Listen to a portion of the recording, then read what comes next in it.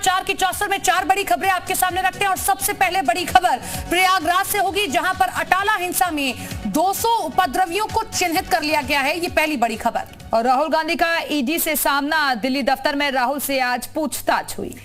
इसी के साथ में ज्ञानवापी में शिवलिंग जांच पर जो फैसला आना था वो फिलहाल टाल दिया गया है। उत्तराखंड बजट सत्र से पहले ऑल पार्टी मीट आज और सर्वदलीय बैठक आज बुलाई गई है।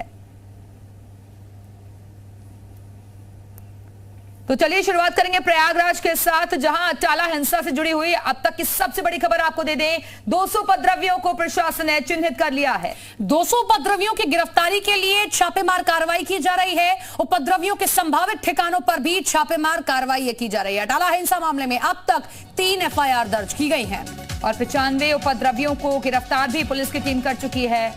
उपद्रवियों की जिस तरीके से जानकारियां मिल रही हैं उसी के आधार पर गिरफ्तारियां भी हो रही हैं। ये तस्वीरें उस वक्त की आपको दिखा रहे हैं जहां पर नमाज के बाद भारी बवाल हुआ था।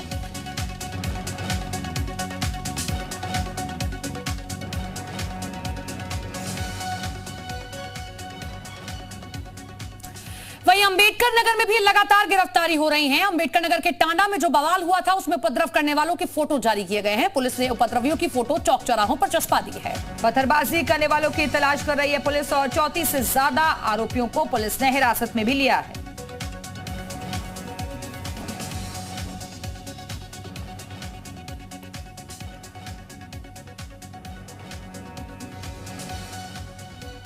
आगे बढ़ते हैं। जुमे की नमाज के बाद थाना मुगलपुरा इलाके में हुए उपद्रव के मद्देनजर मुरादाबाद पुलिस पैरामिलिट्री फोर्स के साथ फ्लैग मार्च करती नजर आई। मुरादाबाद पुलिस अब तक 35 आरोपियों को जेल भेज चुकी है। हंगामा और उपद्रव करने वाले फरार आरोपियों की गिरफ्तारी के लिए दबिश दी जा रही है और सीओ सदर की अगुवाई में यह फ्लैग मार्च निकाला गया। शांति व्यवस्था को सुनिश्चित करने के लिए, पुलिस की ड्रिल कराने के लिए, क्षेत्र में शांति व्यवस्था, लोगों में विश्वास जागृत रहे, इसके लिए हम लोग अपने नॉर्मल गश्त पर हैं, ताकि क्षेत्र में किसी आदमी को यह न लगे कि हमारे साथ कोई ऐसी घटना कर सकती है जो वर्तमान में अफवाहों में लोग प्रचलित करना चाहते हैं। शहरवासियों से एक ही अपील है, कृपया किसी ऐसी सूचना पर जो आपको विश्वसनीय ना हो, अपने आप विश्वास न करें। अगर आपको लगता है तत्काल वरिष्ठ अधिकारियों से संपर्क में रहें, वार्ता करें, उन्होंने जानकारी भी दे दें। वहीं जयपुर में मौलाना तौकीर रजा ने एक बार फिर से विवादित बयान दिया है और कहा है कि संघ और बीजेपी जो है नुपुर शर्मा का कत्ल करा सकती है। और इसी के साथ में पीएम मोदी को कलयुग का धृतराष्ट्र मौलाना तौकीर रजा ने बताया है। तो संघ करा सकता है नुपुर शर्मा की हत्या। ये विवादित बयान तौकीर रजा की तरफ से दिया गया है। 2024 जीतने के लिए नुपुर की हत्या की साजिश की जा सकती है।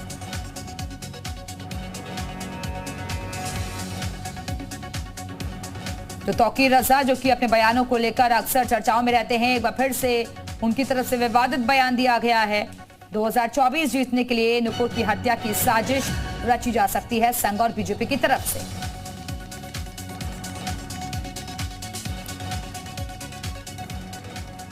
और इस बीच बड़ी खबर मेरठ से आपको दे दें, गरीब कल्याण सम्मेलन में हिस्सा लेने पहुंचे हैं ब्रजेश पाठक। समाजवादी पार्टी और अखिलेश यादव पर यहां पर डिप्टी सीएम ब्रजेश पाठक ने जमकर निशाना साधा है। सपा के शासनकाल में पैदा होने वाले बेटे के लिए भी पद आरक्षित होता था। समाजवादी पार्टी का जितना बड़ा झंडा उतना बड़ा गुंडा।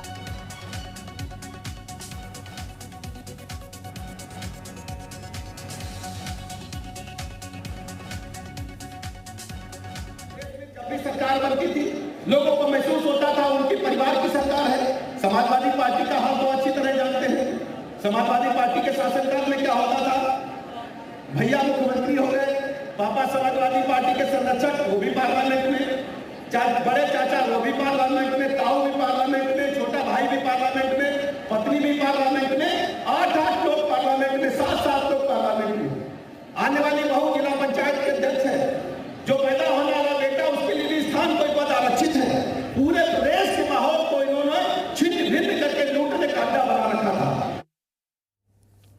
उधर डिप्टी सीएम केशव प्रसाद मौर्य ने विपक्षियों पर जमकर हमला बोला। उन्होंने कहा कि भारतीय जनता पार्टी की सरकार बदले की भावना से कार्रवाई नहीं करती है। भ्रष्टाचार के खिलाफ यहां कार्रवाई होती है। सोनिया गांधी और राहुल गांधी पर भी निशाना साधते हुए कहा कि राष्ट्रीय कांग्रेस का अध्यक्ष हो या पार्टी का कोई बड़ा नेता, कोई भी भ्रष्टाचार करके बच नहीं पाएगा। जो कानून के दायरे में आएगा उसके ऊपर कानूनी कार्रवाई होगी। वहीं उन्होंने उपद्रवियों पर बुलडोजर की कार्रवाई को सही ठहराया।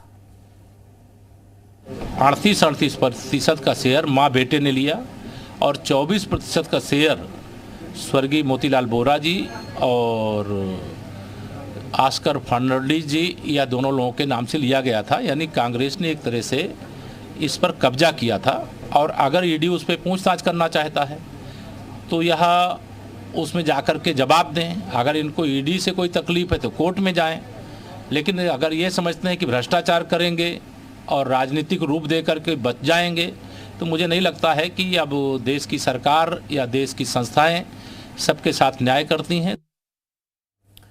खबर लखनऊ से, जहां पर ज्ञानवापी मस्जिद में शिवलिंग फव्वारा विवाद में जांच के लिए जो समिति गठित करने की मांग वाली याचिका है उस पर फैसला टाल दिया गया है। हाईकोर्ट ने फैसले के लिए 13 जून की तारीख दी थी और 2 सदस्यीय बेंच में एक जज के अनुपस्थित होने की वजह से ये फैसला टाला गया।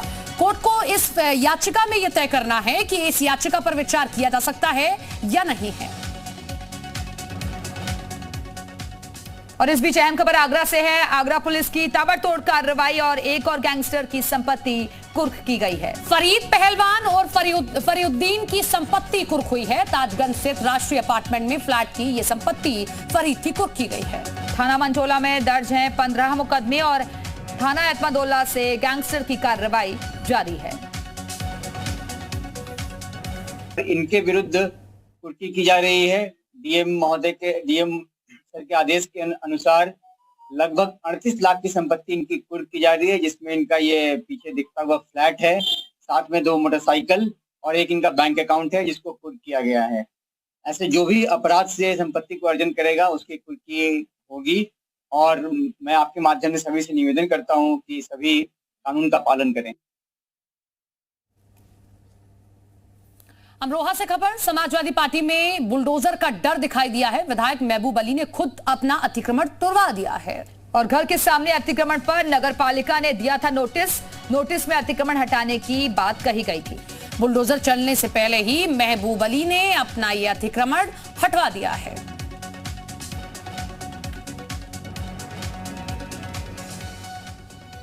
अमेठी में प्रशासन ने अवैध रूप से बनी 23 दुकानों पर बुलडोजर चलवाने की कार्रवाई की है। एसडीएम और सीओ भारी पुलिस बल के साथ मौके पर मौजूद रहे हैं। प्रशासन के मुताबिक दुकानदारों को दुकान खाली करने के लिए नोटिस बहुत पहले ही दे दिया गया था। पूरी घटना तिलोई क्षेत्र के इन्होना कस्बे की है।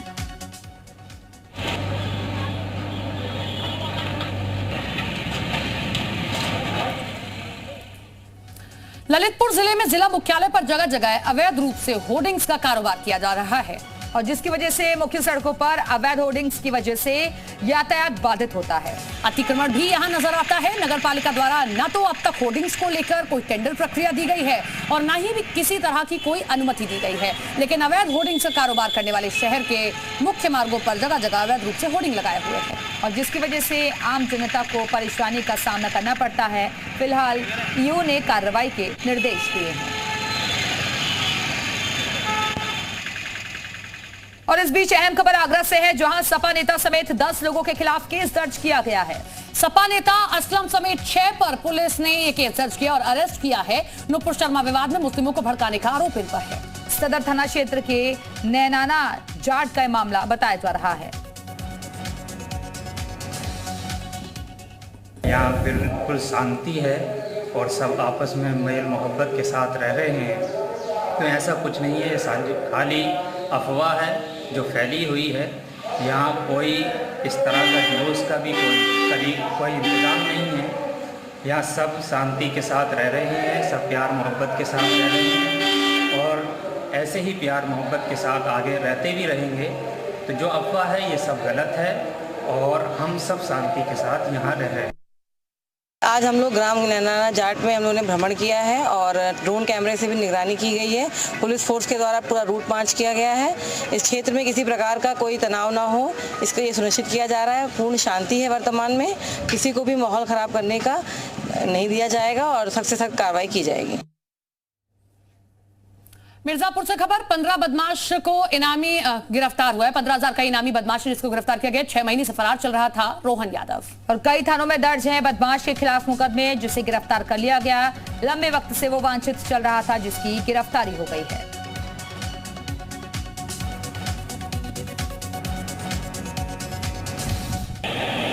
तो इसमें 15,000 रुपये का नाम घोषित था। इसी की आज सुबह गिरफ्तारी की गई है जमुई तिराहा चुनार से। ये क्या है सर, पशु तस्कर है क्या? पशु तस्कर है, इस पर पशु तस्करी के मुकदमे हैं और इसी अपराध में लिप्त रहता है। इन्हीं मुकदमों के आधार पर इसके विरुद्ध गैंगस्टर एक्ट का अभियोग पंजीकृत कराया गया, जिसकी विवेचना। कब से फरार था सर? ये लगभग 6 माह से फरार था और इस पर 15,000 रुपये का इनाम था। उधर रायबरेली में अवैध असलहा लहराते हुए वीडियो बनवाना भाजपा नेता के बेटे को भारी पड़ गया। असला लहराते हुए युवक का वीडियो सोशल मीडिया पर वायरल हुआ और पुलिस ने आरोपी युवक को गिरफ्तार कर लिया है। पुलिस ने आरोपी के पास से तमंचा और कारतूस भी बरामद किया है। वायरल वीडियो सलोन के भाजपा अल्पसंख्यक मोर्चा मांडल के अध्यक्ष शेर अली के बेटे फरदीन अली का बताया जा रहा है।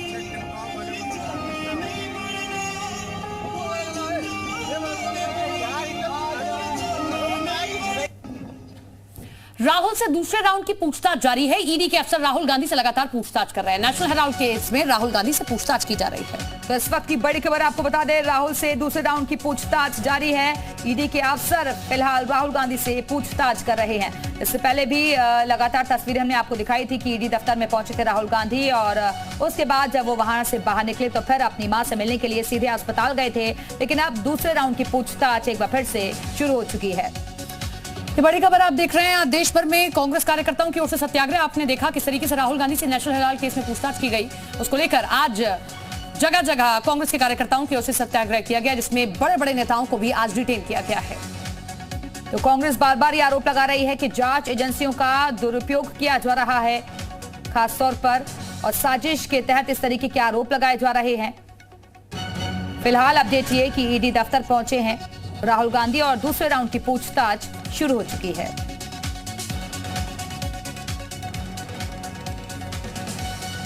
आज जगह जगह इसको लेकर विरोध प्रदर्शन भी किया गया, आपत्तियां भी दर्ज कराई गई कांग्रेस नेताओं की तरफ से। और फिलहाल ईडी दफ्तर में राहुल गांधी मौजूद है, जहां उनसे पूछताछ चल रही है। और राहुल का ईडी के सामने सख्त सवालों का सामना। ईडी ने राहुल गांधी से पूछे हैं 15 सवाल। यंग इंडिया कंपनी कैसे बनाई गई, किसने बनाई, ये एक महत्वपूर्ण सवाल पूछा गया। इसी के साथ में कंपनी में पैसा कहां से आया है और सैम और सुमन से क्या संबंध है, ईडी ने यह भी सवाल किया। एजेएल की संपत्तियों की देखभाल कौन करता है, एजेएल की कितनी संपत्ति अब यंग इंडिया के पास है। ये तमाम सवाल आज प्रवर्तन निदेशालय की ओर से राहुल गांधी से किए गए। दूसरे राउंड की पूछताछ अभी भी जारी है। तल्ख सवालों का, तीखे सवालों का सामना आज राहुल गांधी को करना पड़ा। एक एक करके हर एक सवाल पूछा गया, जिसके तार नेशनल हेराल्ड केस से जुड़ते हैं। तो राहुल गांधी से 3 चरणों में पूछताछ होगी। सूत्रों के हवाले से ये जानकारी मिल रही है। पहले चरण में राहुल से व्यक्तिगत सवाल और अब दूसरे राउंड की पूछताछ चल रही है। दूसरे चरण में जो पूछताछ की जा रही है उसमें यंग इंडिया कंपनी, जिसके शेयर्स हैं नेशनल हेराल्ड के, उसको लेकर पूछताछ की जा रही है कि किस किसने पैसा लगाया है। एजेएल के पास में जो शेयर्स हैं वो किस किस के शेयर्स हैं, कहां से पैसा आया है, इन तमाम चीजों को लेकर सवाल जवाब किए जा रहे हैं। रूम में बैठ सके, क्योंकि वकीलों का पैनल राहुल गांधी के साथ था। उनके मुख्य वकील और उसके असिस्टेंट वो भी ईडी दफ्तर में ही इस वक्त मौजूद है। और देखिए, यहां से एक बहुत बड़ा संकेत कांग्रेस भी देना चाहती है। देखिए, बहुत बड़ा पॉलिटिकल माइलेज यहां से कांग्रेस को मिल रहा था। सुबह के वक्त आप कुछ भी देख लेते हैं, आपको सिर्फ और सिर्फ कांग्रेस का हलचल, राहुल गांधी का मूवमेंट। लेकिन यहां से बताने की भी कोशिश, तमाम बड़े चेहरे आज दिल्ली की सड़कों पर नजर आए। और न सिर्फ दिल्ली, जहां का नेतृत्व करते हैं राहुल गांधी, वायनाड, वहां पर भी बड़ी संख्या में कांग्रेसी कार्यकर्ता निकले। हालात वहां पर ऐसे हो गए कि वाटर कैनन का इस्तेमाल करना पड़ा। लेकिन ईडी में, क्योंकि पहले राउंड के सवाल जवाब हो गए, सूत्र बताते हैं कि 15 से 20 सवाल उनसे फर्स्ट राउंड में पूछे गए। 3 से 3.5 घंटे लग गए। राहुल गांधी ने बहुत ज्यादा खुलकर अपनी बात नहीं रखी है, ये भी हम आपको बता दें, बहुत ज्यादा खुलकर नहीं रखी है अपनी बात, क्योंकि जिन सवालों के जवाब उनसे पूछे गए, साफ तौर पर अंदर से सूत्र जो बता रहे हैं कि राहुल गांधी ये कह सकते हैं, ये कह रहे हैं कि देखिए, जिस वक्त की आप बात कर रहे हैं उस वक्त मैं बहुत जी। तो हमारे सहयोगी हमें जानकारी देते हुए, और निश्चित तौर पर जहां कांग्रेस अपने अस्तित्व की लड़ाई आज देश भर में लड़ रही है, ऐसे में अगर राहुल गांधी को यूं पूछताछ की जाती है और उसके बाद कांग्रेस का जगह जगह सत्याग्रह देखने को मिलता है, तो ये भी एक बड़ा पॉलिटिकल माइलेज हासिल करने की कोशिश है कांग्रेस की ओर से। तो नेशनल हेराल्ड मामले में राहुल गांधी को नोटिस जारी किया गया था, ईडी ने पेश होने के लिए कहा था। प्रियंका गांधी ने उनको ईडी दफ्तर छोड़ा और वहां से फिर वो तुगलक रोड थाने की तरफ निकल गई। देखिए दोनों भाई बहन एक साथ मौजूद थे और दोनों के चेहरे पर एक भीमी सी मुस्कान थी। आप राहुल गांधी की, प्रियंका गांधी वाड्रा की कोई भी तस्वीर उठा लीजिए, एक भीमी मुस्कान उनके चेहरे पर रहती है। और आज वो होना लाजमी इसलिए भी था सुमित, क्योंकि लंबा वक्त से कांग्रेस सिर्फ और सिर्फ ट्विटर पर नजर आ रही थी, फेसबुक पर नजर आ रही थी, इंस्टाग्राम पर नजर आ रही थी, लेकिन खबर कानपुर से सपा और बीजेपी कार्यकर्ताओं में यहां झड़प देखने को मिली है। जमीन कब्जे को लेकर दोनों पक्ष आपस में भिड़ गए, जमकर मारपीट हुई। सतीश महाना के रिश्तेदार की बताई जा रही है जमीन पर कब्जे के लिए महाना समर्थक पहुंचे थे। महाना के खिलाफ चुनाव लड़ चुके हैं फतेह बहादुर सिंह। और ये झड़प की तस्वीरें भी आप देख रहे हैं, जहां सपा और बीजेपी के कार्यकर्ता आपस में ही भिड़ गए। हालांकि पुलिस प्रशासन भी वहां पर मौके पर मौजूद था और बीच बचाव किया गया। तो ये सुपर एक्सक्लूसिव तस्वीरें आपके सामने। सतीश महाना के रिश्तेदार की बताई जा रही है जमीन, जिस पर कब्जे को लेकर ये विवाद बढ़ता हुआ नजर आ रहा है। दोनों ही पक्षों की तरफ से जमकर मारपीट की गई। कानपुर से सामने आ रही है, जहां पर 2 बिल्डिंग सीज की गई है। कानपुर डेवलपमेंट अथॉरिटी की ओर से अवैध निर्माण के खिलाफ ये एक्शन जारी है। सुफियान बेग और राशिद सिद्दीकी पर होगी कार्रवाई। अनवरगंज थाना क्षेत्र में सीलिंग की यह कार्रवाई की जा रही है। 2 नाम हमने आपके सामने रखे हैं। हालांकि कल भी कानपुर डेवलपमेंट अथॉरिटी की ओर से जफर के करीबी रिश्तेदार की एक अवैध संपत्ति को सील किया गया था।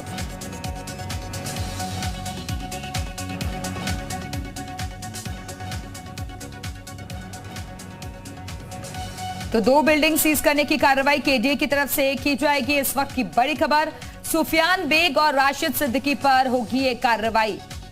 और इस वक्त हमारे साथ हमारे सहयोगी श्याम तिवारी जुड़े हुए हैं। श्याम, 2 बिल्डिंग्स को सील करने की कार्रवाई जल्दी शुरू हो जाएगी।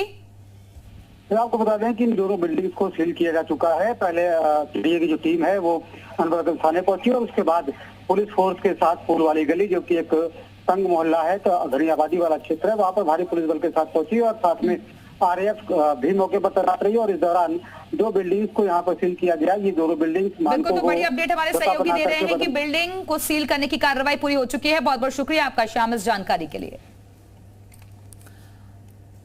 गाजियाबाद से खबर, जहां पर कलेक्शन एजेंट से 10 लाख रुपए की लूट की वारदात को अंजाम दिया गया है। बाइक सवार बदमाशों ने हथियारों के बल पर लूट की वारदात को अंजाम दिया। इंदिरापुरम थाना क्षेत्र की घटना बताई जा रही है। ये बड़ी खबर गाजियाबाद से आप देख रहे हैं। कलेक्शन एजेंट 10 लाख रुपए लेकर जा रहा था, लेकिन उसी दौरान बाइक सवार बदमाशों ने हथियारों के बल पर कलेक्शन एजेंट से 10 लाख रुपए की लूट की वारदात को अंजाम दिया। इंदिरापुरम थाना क्षेत्र की पूरी घटना बताई जा रही है।